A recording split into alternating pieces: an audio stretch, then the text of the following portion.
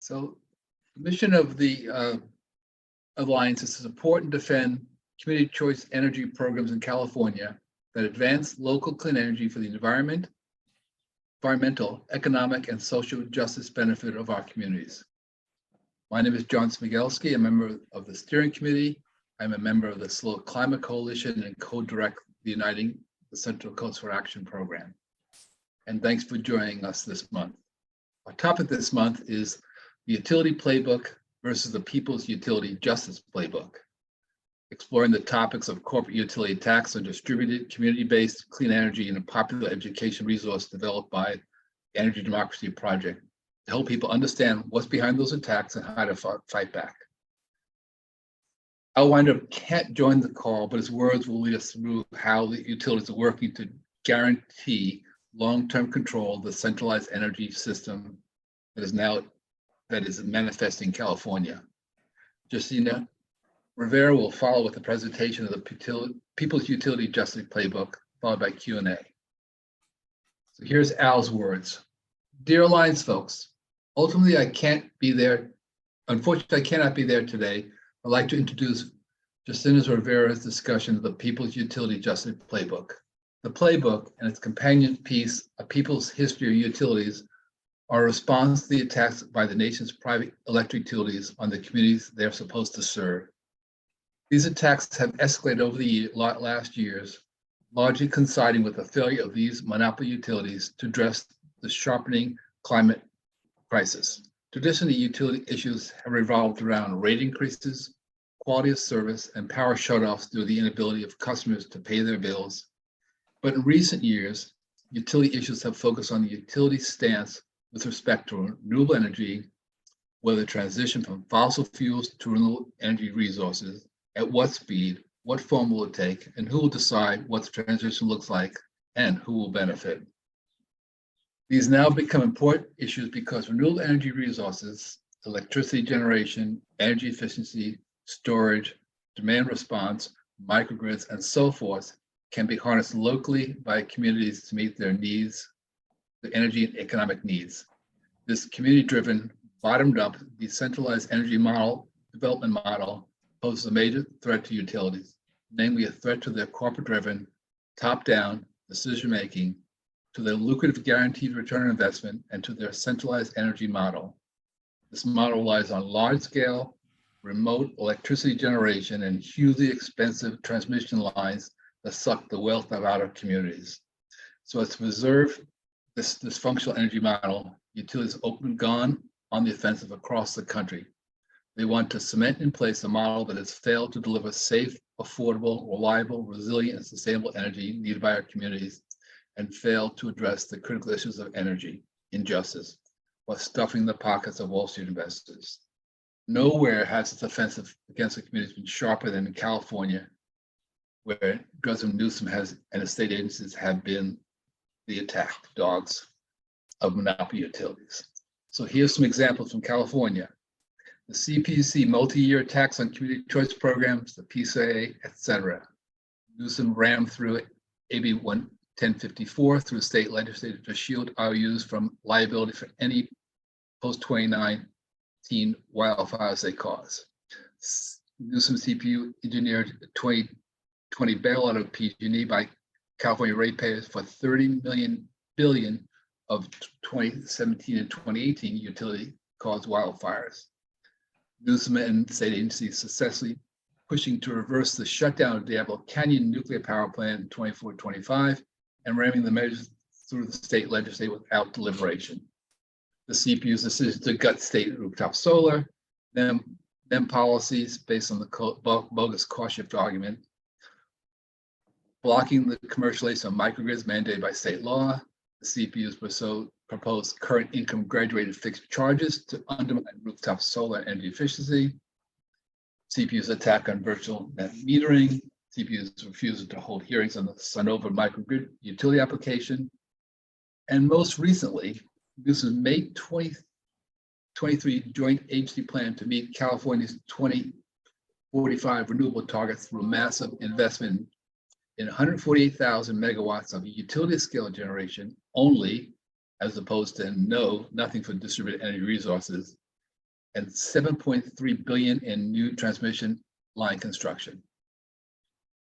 Learning from the experience of communities across the country about their efforts to push back against the utility tax is what the People's Utility Justice Playbook is all about. And thank you to Yesenia for bringing us this story. This is the end of Al's remark. Let me first further introduce Yesenia, who has been a community organizer from the start, working alongside climate impacted communities. The first experience of energy insecurity mobilized her to become an advocate for the elimination of barriers to solar for all. She started her career as a law student and a student attorney for the Community Development Clinic, then as a housing counselor and a tenant organizer for the Latino Economic Development Center. She joined the Solar United Neighbors in 2017 as a DC program director and was promoted to Director of Energy Equity and Inclusion in 2019, where she launched a program that installed a 0.5 megawatt of solar on income qualifying households. At Energy Allies, she leads a team focused on building a people-centered culture inside and out to center communities in the climate movement. Yesenia, would you like to share your screen? Yes, thank you, John. Let me know when you can all see it. Okay, perfect. Thank you all for inviting me. Sorry Al can't be here with us today, but I will try my best to guide you through the playbook. So my name is Yesenia Rivera, and I'm the Executive Director of Energy Allies, and I'm here today in my capacity as co-chair of the People's Utility Justice Playbook, which is a committee of the Energy Democracy Project. Sorry. My screen is acting up. There we go. So this, if you are not aware, the Energy Democracy Project is a collaboration of more than 30 diverse local frontline organizations across the United States that are working together to strengthen their collective efforts to democratize energy, advance the emerging energy democracy movement in the US. And today I'm going to talk to you about how this playbook came about, why was it created, what's in the playbook, and how can you use it. So how was this playbook developed? The idea for the playbook first hatched during our very first Energy Democracy Project convening, which was June 2019, happened in Detroit, Michigan. And as we were sitting around the tables talking about our different experiences and campaigns fighting against utilities, it was painfully obvious that the utilities were using a playbook on us. They had the same tactics, the same campaigns, all over the country. They would test them out in a region, and then if they work, they just rinse and repeat across the country. And we got tired of it. We said, if we're going to fight back, if we're going to be effective in fighting back against the utilities, we need a playbook of our own. And that's how the idea for the playbook was born. We wanted to be more efficient in how we fought back against the utilities and not have to reinvent the wheel every time. So if other communities had seen this fight, we were trying to learn from what they did and take what worked, and what didn't work, just try something else. So we spent 2 years interviewing community organizers, campaigners, energy democracy advocates across the country. And like I said, we learned from their fights against utilities and tried to identify the patterns, but also how did they fight back? Because it was important to us. It wasn't just about calling out the campaigns and tactics, but giving us the tools to fight back. You can see this is just the table of contents for the utility playbook, and we break it down into the campaigns and what the utility is doing. So it's like utilities versus communities. Then we have a section identifying tactics that they use. And for each one of these tactics, we have a case study on how to fight back. We try to make this as simple as possible. We knew that not everybody coming into this fight and reading the playbook was somebody that was aware of what the utilities were doing, but more importantly, we wanted folks to feel they weren't alone. that you're not going crazy when you think the utility is doing X, Y, or Z. They're doing it to everyone, and you don't have to feel isolated. So what are the utilities doing? I know that we saw some of these things in Al's remarks, but we're constantly seeing rate increases across the country. And worse, those rate increases are to invest in fossil fuel infrastructure. Even in places like DC, Maryland, that are on path to be 100% clean energy, the utilities are still demanding pay increases from the regulators. I think in DC, the utility is asking for a 10% rate increase over 3 years. And this was at the middle of the pandemic when folks were already having issues paying their bill. And they're demanding this in order to have infrastructure investment in fossil fuel infrastructure, even though DC should be 100% clean energy by 2035. So as we're concerned as advocates, it makes no sense, but this is how the utilities make their money. And that's what a lot of folks fail to understand, is that they don't make their money on how much energy, just on how much energy you use. They make a lot of their money on this investment in infrastructure, and that guarantees them a return on that investment. That's why they are constantly asking for these rate increases. During the pandemic, we had a slew of utility shut-offs for failure to pay because folks lost their jobs. They were struggling with the pandemic. They were struggling with their bills. And even though there were folks fighting for a moratorium and utility shut-off, the utilities resisted this for the longest time, advocated against it. Sadly, there was a study that came out last year that showed that if we had a national moratorium and on utility shutoffs by April of 2020, we would have decreased the number of COVID deaths by 14%. But the utilities did not want that.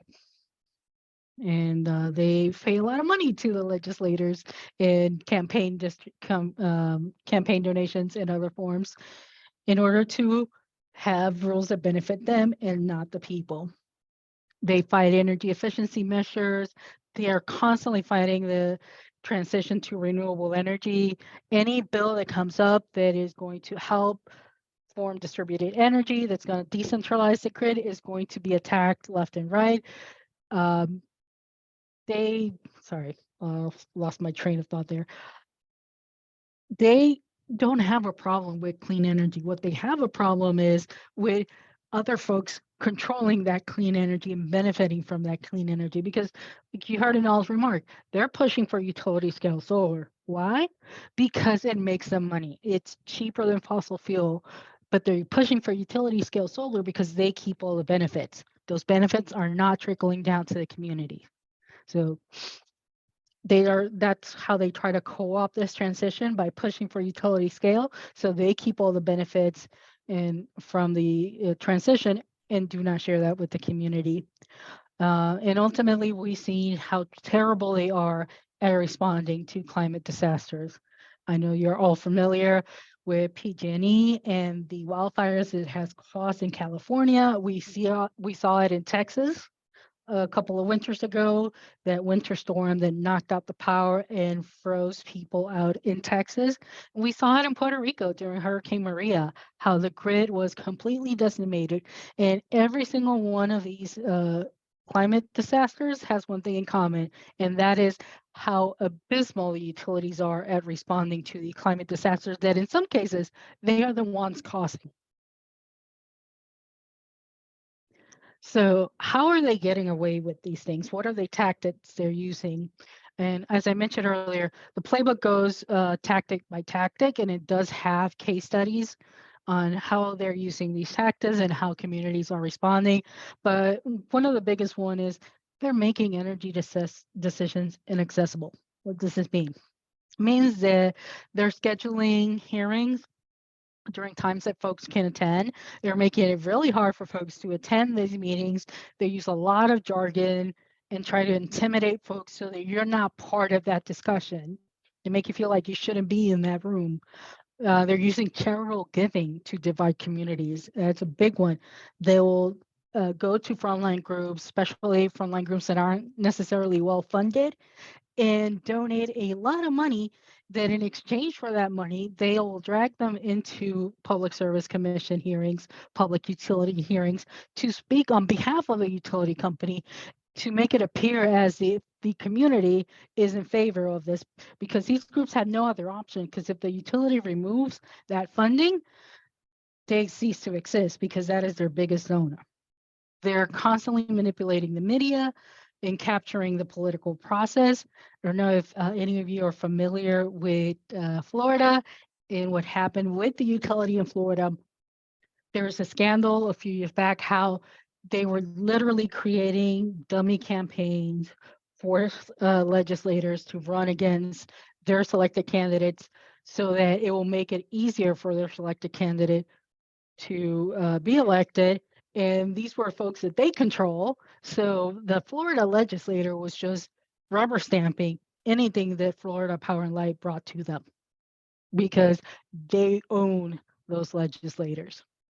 And another thing they're doing is building these informal networks with regulators where there is a revolving door between the regulators and the utilities. They will go back and forth from being a lobbyist for the industry to now working as a commissioner, as a public service, public utility commissioner, and being the one that dictates how they're regulated. And of course, they will do what the utilities want them to do. So how do we fight back? And these are some of the fights. Yet we don't pretend that this playbook has every fight that we've seen or every tactic the utilities are using. These were the ones that we distill from talking to the advocates that we did across the country. But I think it's important to highlight that live experience is expertise. Like I said, they used all this jargon to intimidate folks and bring out all these experts, but we're experts too. How we interact with the utilities and how our lives have been challenged by those interactions is expertise, and we need to ferment that. We need to invest in leadership development of frontline communities, of BIPOC communities, and center their voices and concerns in those hearings. We need to build a deeper bench of experts to work with. We need to have our own experts because the utility is going to drag theirs out. We need our own lawyers that are focused on energy justice and utility accountability. We need energy modelers that can counteract what the utility is telling the Public Service Commission. We need economists and analysts can show that the utility is wrong. Most importantly, we need to move them out of their comfort zone and into the public eye.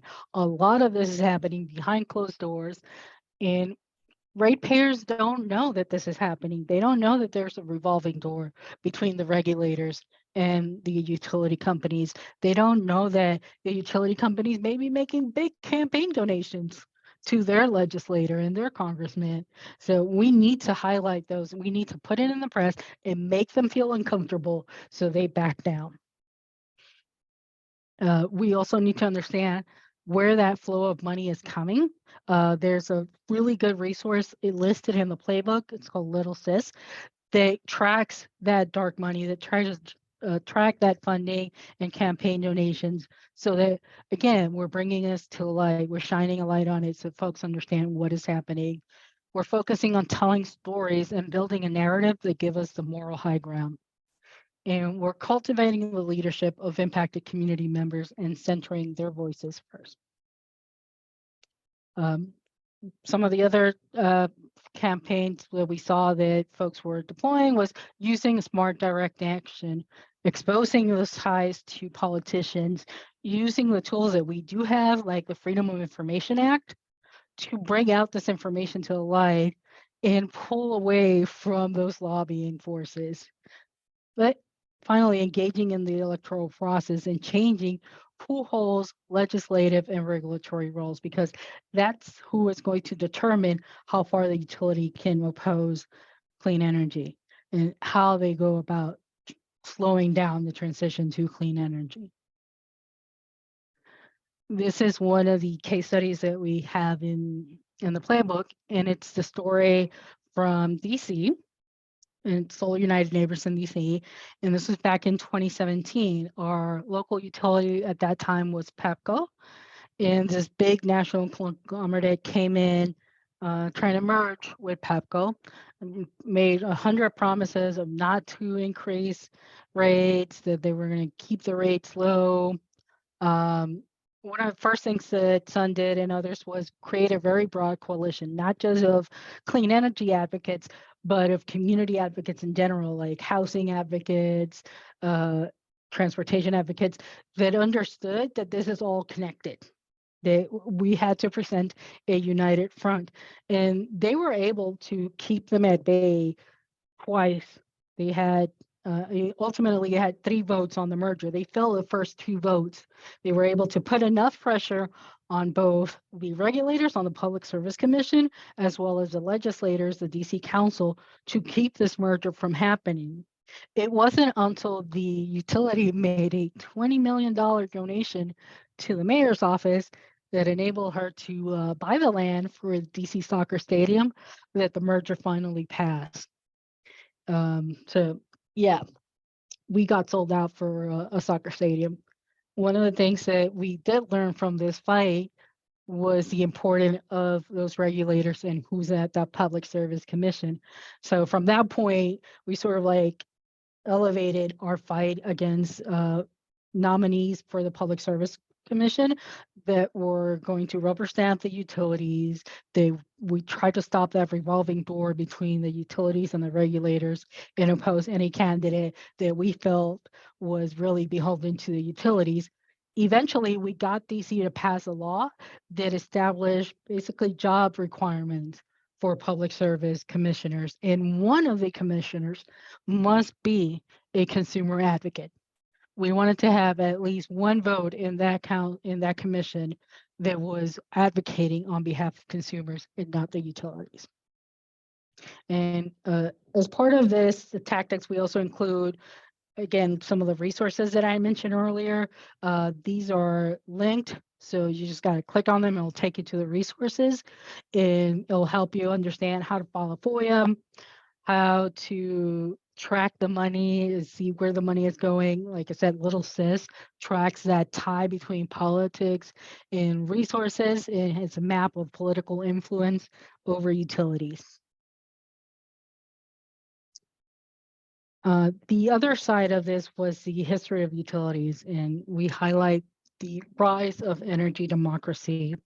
And we've seen how in the last 2 decades, we're starting to change the conversation, and how environmental justice organizations have grown in power and are trying to now shift the fight and focus not just for environmental and climate justice, but to take control of our energy and to take control of the decisions of where our energy comes from, so that we can finally start benefiting our folks and move away from the extractive energy system. And the reason behind the companion was because, like I said, at the time we were developing the playbook, this was during the pandemic, early in the pandemic. And we realized that with the utility shut-off fights, there were a lot of folks coming into the movement that were not familiar with utility accountability, that didn't understand the utility tactics, didn't even understand the jargon that was being used. So we wanted to create the history as sort of a glossary to help folks better understand who and what they're up against.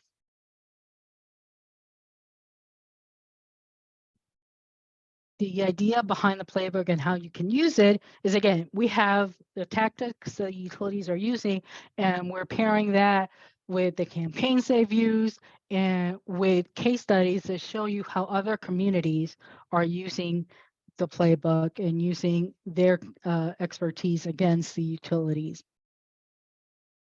And again, we color-coded things. We try to make it as easy as possible, because we understood that not everybody using these resources was going to be an energy advocate or a democracy expert. We wanted it to be helpful to all sorts of level of expertise in this field, and really empower frontline communities to speak up. Finally, I would love to acknowledge a few people This was, I guess, like I said, a 2+ year process. We interviewed folks all over the country. We had a number of reviewers and writers that took part in during those interviews and summarizing and distilling those interviews so that we could better present what were the tactics and how were the communities fighting back. So I'm going to stop sharing my screen with that. Happy to answer any questions.